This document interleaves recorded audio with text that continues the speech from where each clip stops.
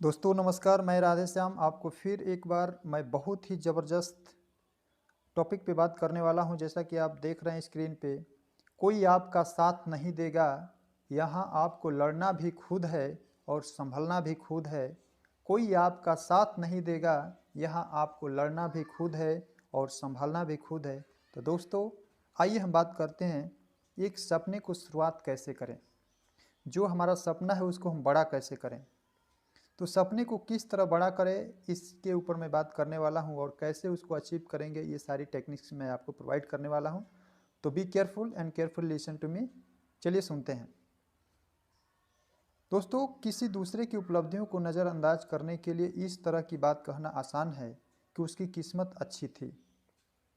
बहुत सारे लोग बोलते हैं कि अरे उसकी किस्मत बहुत अच्छी है, वो बहुत लकी है, इतना बड़ा अचीवमेंट कर लिया, वो बहुत बड़ा लकी है। बट मैं नहीं मानता दोस्तों, क्योंकि लकी बोलना और उस व्यक्ति से रूबरू होना, जो उसकी स्ट्रगल को देखना, उसके हिस्ट्री को स्टडी करना और उसके हिस्ट्री को स्टडी करते हुए केस स्टडी को स्टडी करने के बाद जब आपको पता चलेगा कि वास्तव में कितना स्ट्रगल किया, तो पता चलेगा दोस्तों। तो मैं आपको बताना चाहूँगा कि किसी दूसरे की उपलब्धियों को नज़रअंदाज करने के लिए इस तरह की बातें कहना आसान है कि उसकी किस्मत अच्छी थी, उसमें बेहतर खेलने की क्षमता है, वह पैदाइशी जीनियस है, उसने यह फर्श पर लेट कर हासिल किया, या किसी और तरीके से यह बताना कि सफलता किस्मत की वजह से मिली। ये बहुत आसान है दोस्तों। बहरहाल सच तो यह है कि सफलता, दौलत और खुशी किस्मत की वजह से नहीं मिलते। बहरहाल सच तो यही है कि सफलता, दौलत और खुशी किस्मत की वजह से नहीं मिलते। सभी उपलब्धियां उन सपनों की वजह से पैदा होती है जिन्हें साहसी लोग हकीकत में बदल देते हैं। हम जिन बड़ी बड़ी इमारतों में रह रहे हैं, जो कृषि उत्पादक हमें अनाज खिला रहे हैं, जो उद्योग हमारा मनोरंजन कर रहे हैं, जो संस्थाएं शिक्षा दे रही हैं और प्रेरित कर रही हैं, वे रचनात्मक व्यक्तियों के विचारों और सपनों से विकसित हुए हैं। जब आप किसी सफल बिजनेस स्कूल, सांस्कृतिक या राजनीतिक संस्था को देखते हैं, तो आप किसी इंसान के सपने को देख रहे हैं जो हकीकत में बदल चुका है।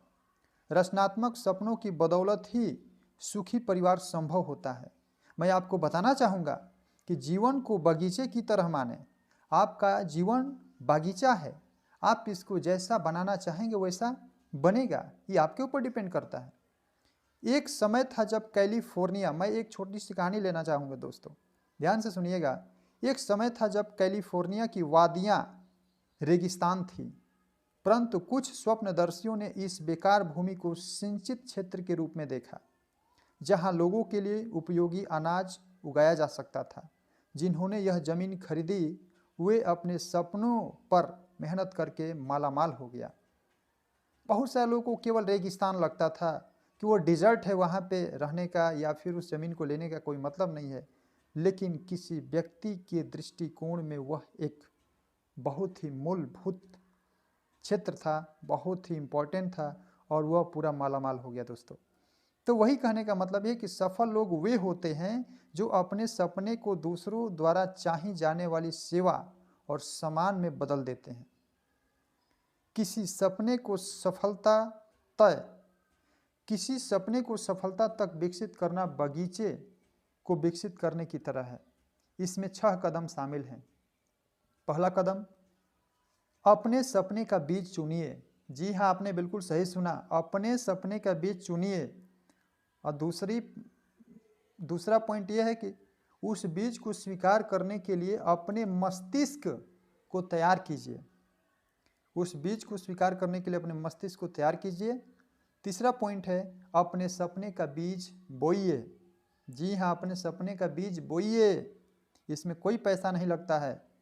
और चौथा पॉइंट है, अपने सपने के बीज को खाद पानी दीजिए। अपने सपने के बीज को खाद पानी दीजिए, जी हाँ। और पांचवा पॉइंट है, अपनी ऊर्जा को एकाग्र कीजिए। मैं करके दिखाऊंगा का प्रयोग कीजिए।